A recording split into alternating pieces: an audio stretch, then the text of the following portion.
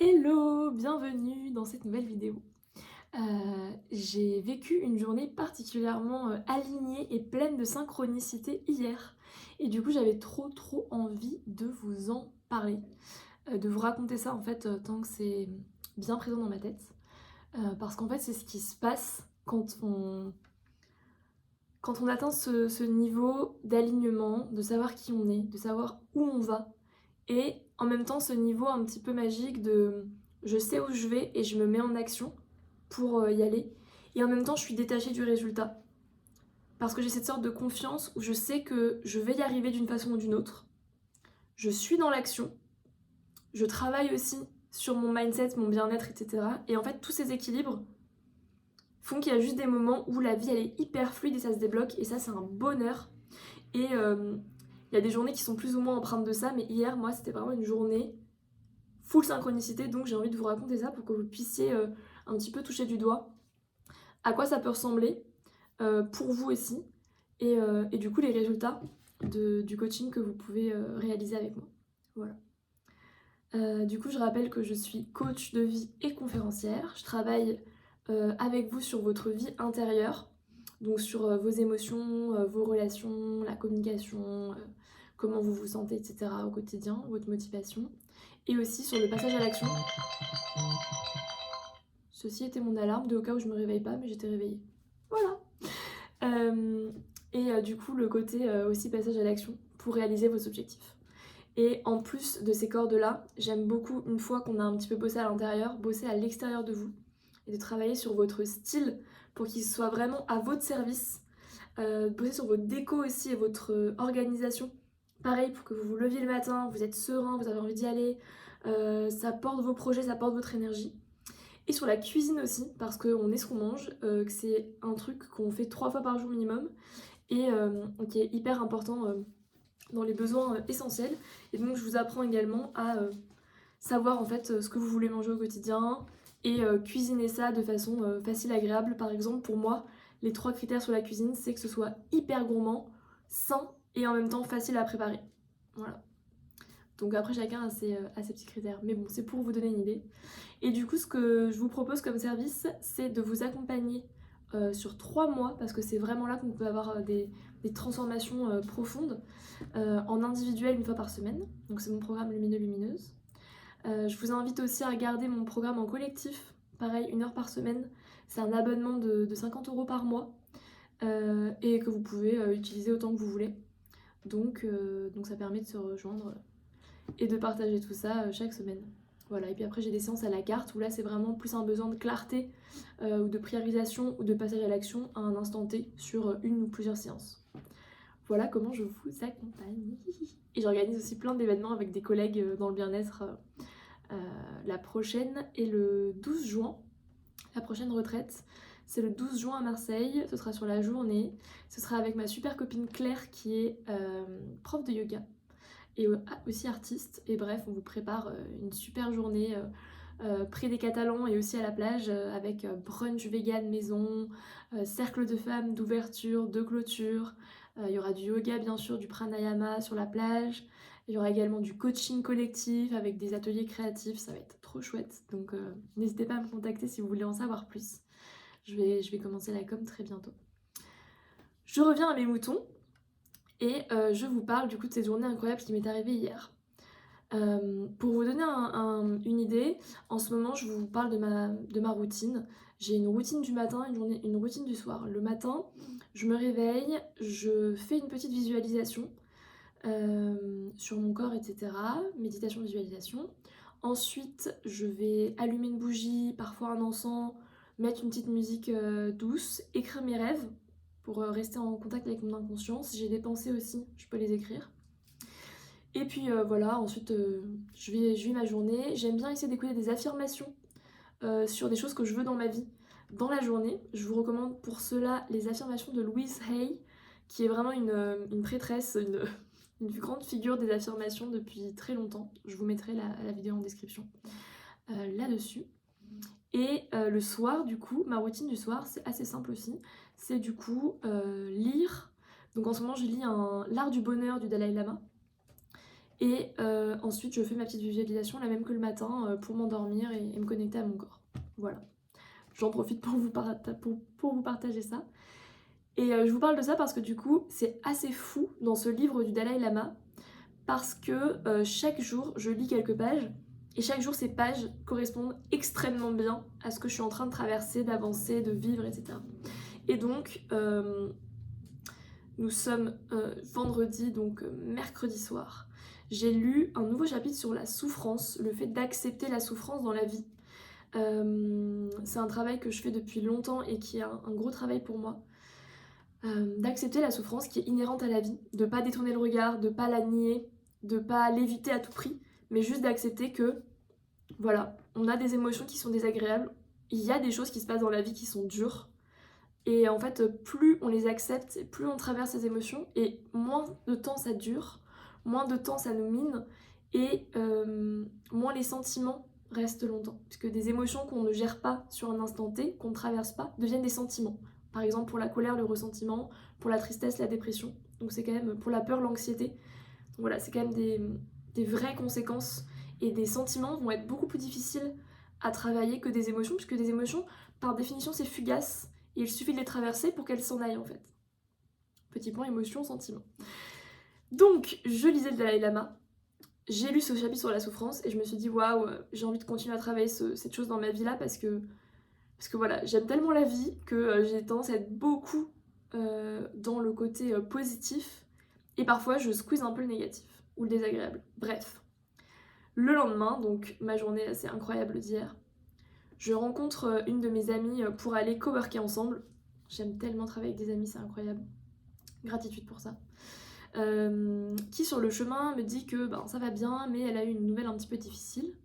Donc elle me parle de quelque chose lié à sa famille, un proche qui a eu un accident, c'est difficile. Et en fait, elle sait pas trop quoi faire de ses émotions. Elle se sent, évidemment, elle est choquée, elle est pas bien. En même temps, elle se dit, mais c'est pas moi qui ai subi ça, donc je devrais pas être dans cet état-là, je devrais plutôt soutenir la personne. Et en même temps, c'est délicat de la soutenir et je sais pas comment faire. Et en même temps, j'aimerais bien la guider pour qu'elle évite à l'avenir ce genre d'accident. Bref, gloubi-boulga d'émotions, et c'est ce qui arrive souvent dans la vie quand il y a des souffrances ou des difficultés qui arrivent, et ça arrive tout au long de la vie. Et du coup, ça m'a fait rire intérieurement de me dire, waouh, ok, je lis un truc sur la souffrance, la vie, bam, m'apporte, voilà, c'est de la souffrance humaine qui arrive à tout le monde, et qu'est-ce que t'en fais?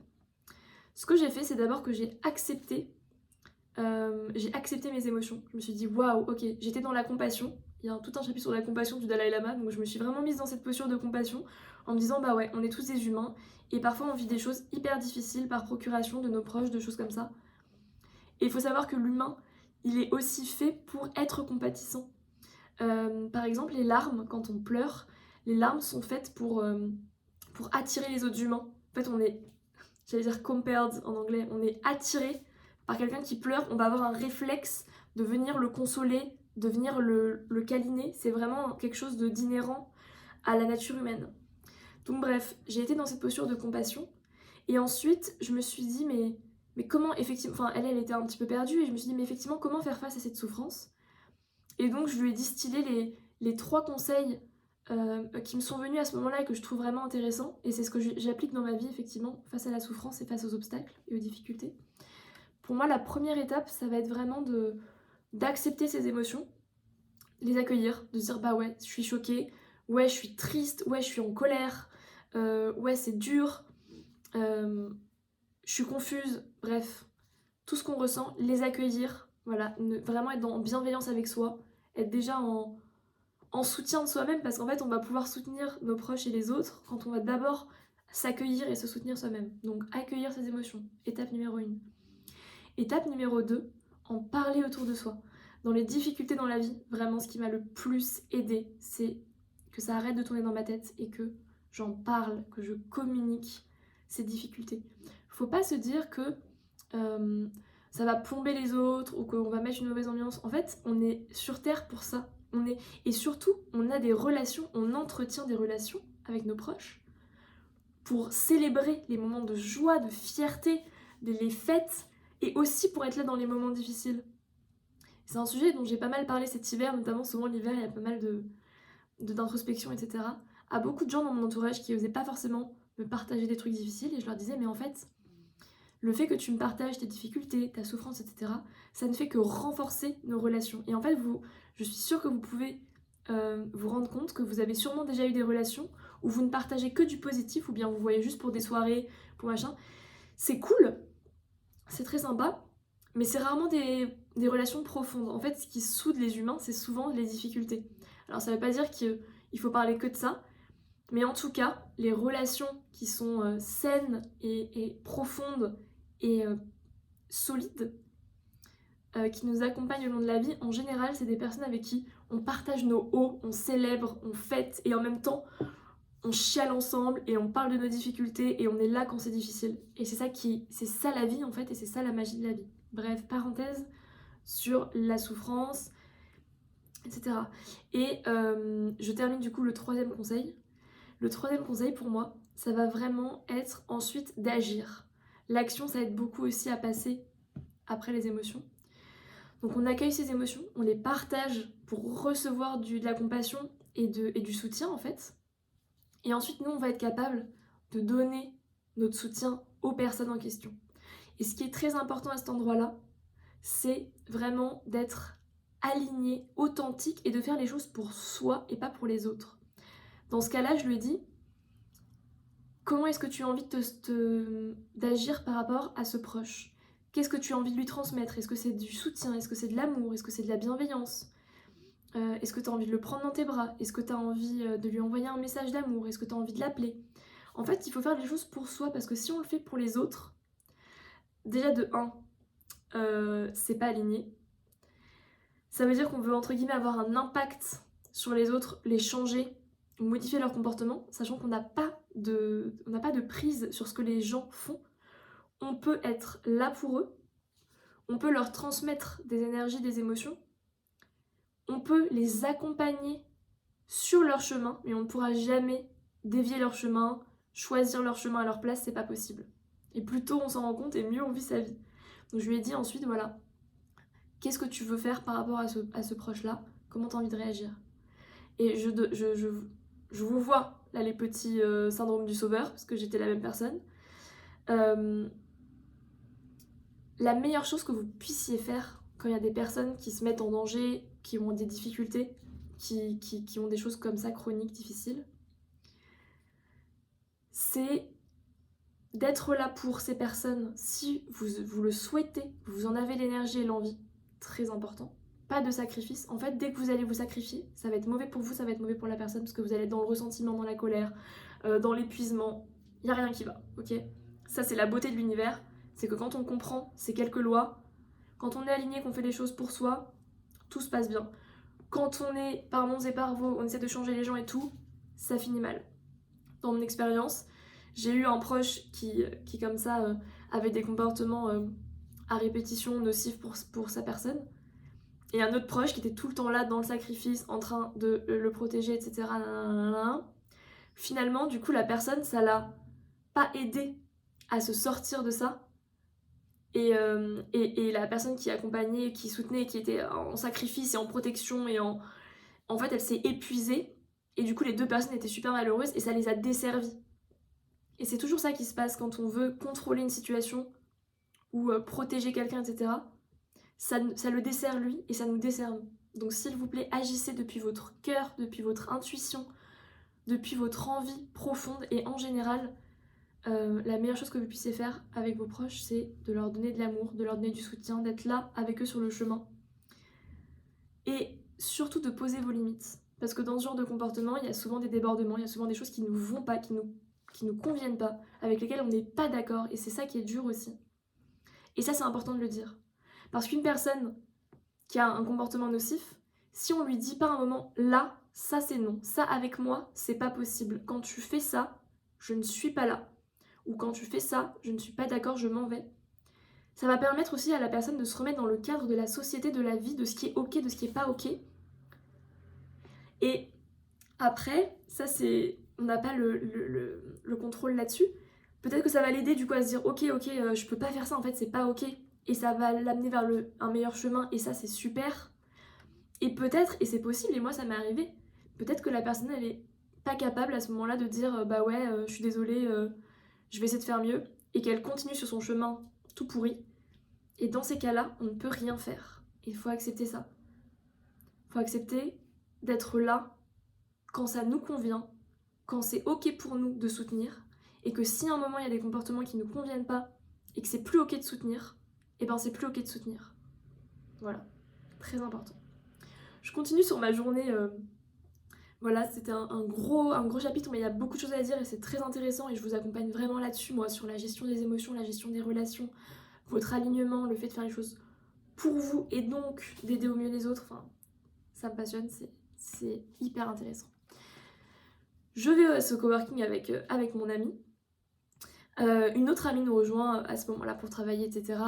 Trop rigolo, je fais pas forcément exprès, mais il se trouve que ces deux amies ont plein de choses en commun, elles ont vécu toutes les deux au même endroit, elles ont des passions communes, elles travaillent dans le même secteur et tout, enfin bref, c'est rigolo.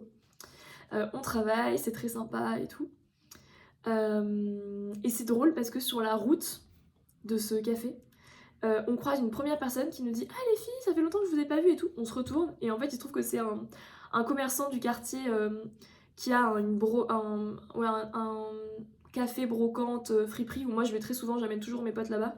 Et du coup apparemment ma copine aussi y allait mais je ne savais pas. Et donc il nous fait « Ah les filles, ça fait longtemps que je vous ai pas vu et tout », trop drôle. Donc on croise cette personne.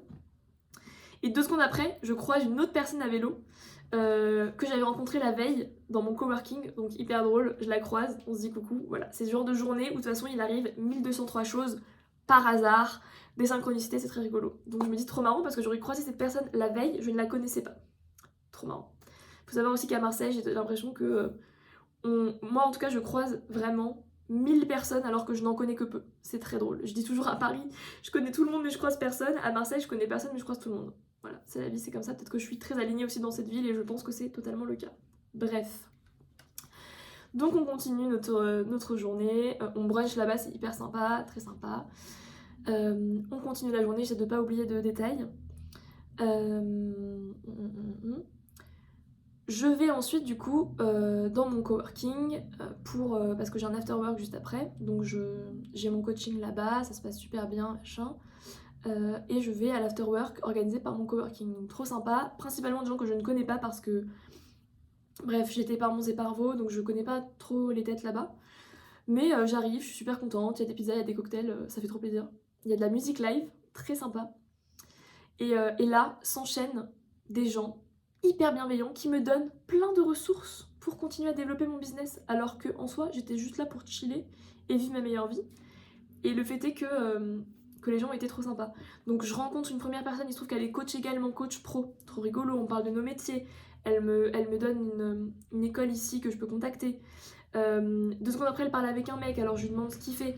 Il se trouve qu'il bosse dans une mutuelle pour les indépendants qui ont une partie où ils mettent à disposition des coachs pour leurs clients, qui font aussi des vidéos de ressources. Donc pareil, il me dit « Ah mais je vais te mettre en relation avec mon collègue qui gère ça et tout, si ça t'intéresse. » Opportunité. Ensuite, je me fais happer par une autre coach que j'avais rencontrée vite fait à un goûter, pareil du coworking la semaine d'avant, qui me dit « Ah mais comment ça va ?» On discute un peu. Elle me donne la référence d'une coach à elle qu'elle aime beaucoup, qui l'inspire beaucoup, donc personne à suivre sur Instagram, inspirante, on adore. Et pareil, un tips pour... 2 tips même d'ailleurs, pour donner des conférences, et notamment elle me parle de TEDx, et c'est super drôle parce que moi ça fait partie de mes rêves de réaliser un TEDx, j'ai très très envie de faire une conférence TEDx, et donc elle m'en parle comme ça de nulle part, alors que ça fait partie clairement de mes objectifs, donc c'est rigolo. 2 secondes après, bam, un mec qui vient me parler, que je connaissais déjà, et ce mec me parle, etc., lui aussi est coach, décidément. Très sympa et tout, je le connaissais, et il me dit je t'avoue, je suis un peu... Là, il y a beaucoup de bruit, c'est un peu difficile pour moi de parler. En fait, j'ai été diagnostiquée hier, le mec a genre 50 piges. J'ai été diagnostiquée hier autiste Asperger. Et donc, je me rends compte, en fait, soulagement énorme de savoir que, en fait, tout ça, c'est juste que... j'ai des particularités par rapport à la plupart des gens, quoi. Donc, incroyable, et je lui dis, c'est drôle parce que la veille, littéralement, j'ai tombé sur LinkedIn sur un post d'une femme qui m'avait contacté, une américaine adorable, qui m'avait contacté sur LinkedIn, une meuf de 60 ans qui fait du storytelling pour les indépendants. On avait papoté, elle était trop chou, j'avais kiffé son échange. Et en fait, elle avait posté un truc sur LinkedIn hier, disant voilà tout ce que j'ai vécu au cours de ma vie. Il se trouve qu'en fait, je viens d'être diagnostiquée autiste Asperger et ça a changé ma vie. Très drôle. Il faut savoir aussi que du coup, un de mes proches a été diagnostiqué trouble de l'attention hier aussi. Donc j'étais vraiment dans ce... Enfin, c'est souvent la vie, bref. Vous m'avez comprise quoi, c'est assez ouf.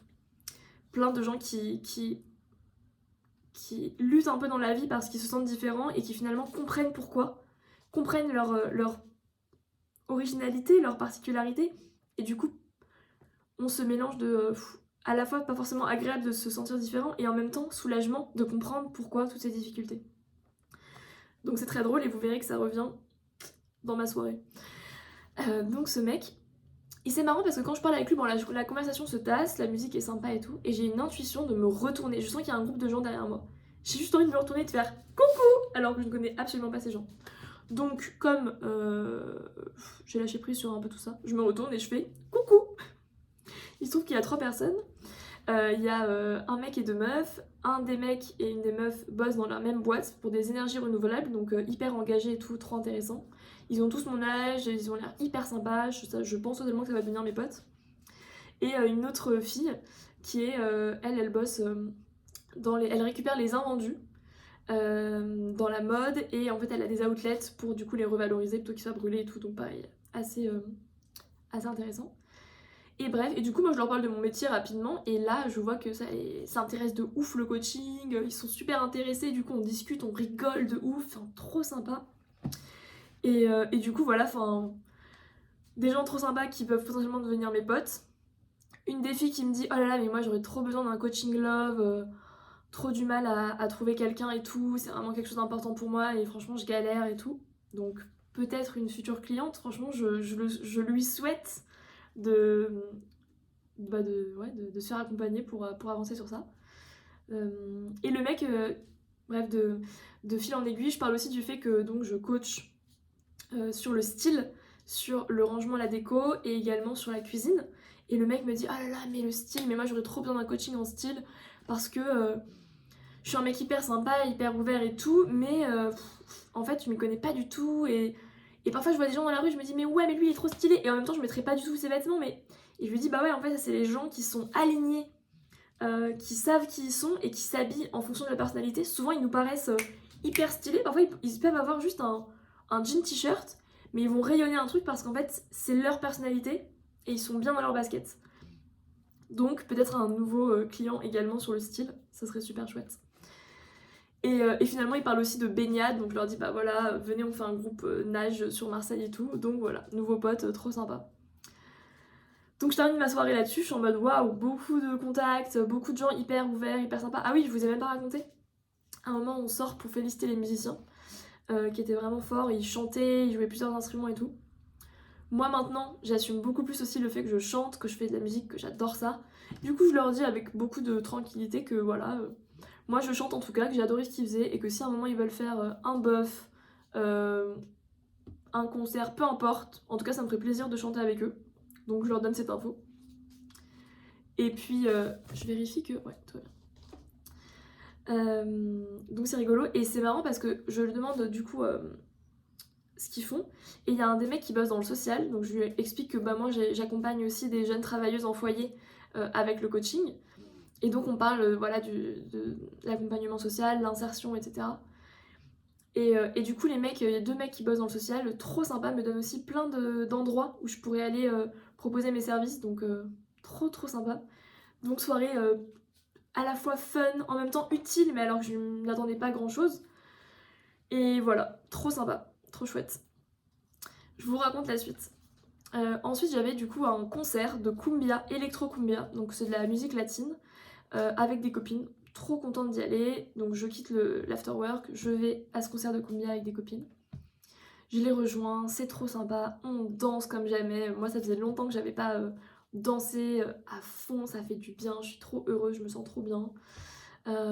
J'ai chaud, et en fait j'avais une blouse un peu travail, machin nanan, manche 3/4, polyester, terrible, Je meurs de chaud en bout de 2 secondes, c'est un petit bar à Rome, laisse tomber.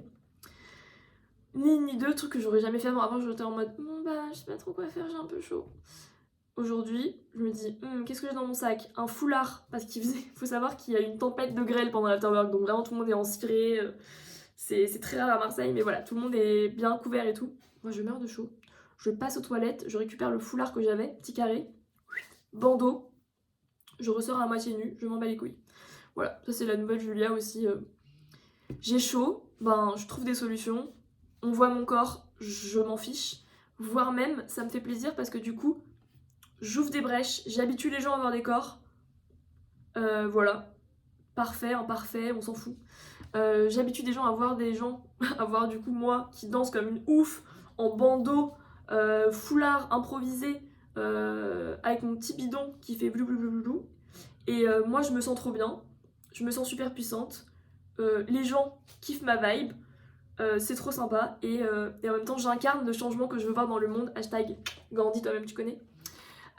Puisque je veux qu'en fait tout le monde puisse s'amuser, être soi-même, se montrer en étant safe si on a envie. Et voilà, juste et respecter ses besoins aussi. Il fait super chaud, ben let's go, let's go mettre peu de tissu. Voilà. Donc c'est trop sympa, on kiffe de ouf, très bonne ambiance et on a envie de continuer. Donc on se dit on va rentrer à la maison et là c'est le moment où j'adore mon quartier parce qu'en fait du coup il y a plein de bars juste avant d'arriver chez moi donc on avance, on cherche un bar un peu sympa pour continuer un peu sur la route de rentrée.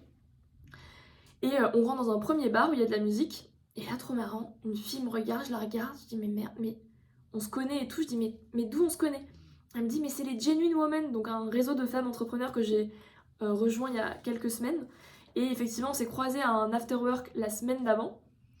Mais on n'a pas eu le temps de parler en fait. J'ai commencé à lui parler, elle partait. Donc on s'est dit, bah c'est pas grave, on parlera au prochain événement.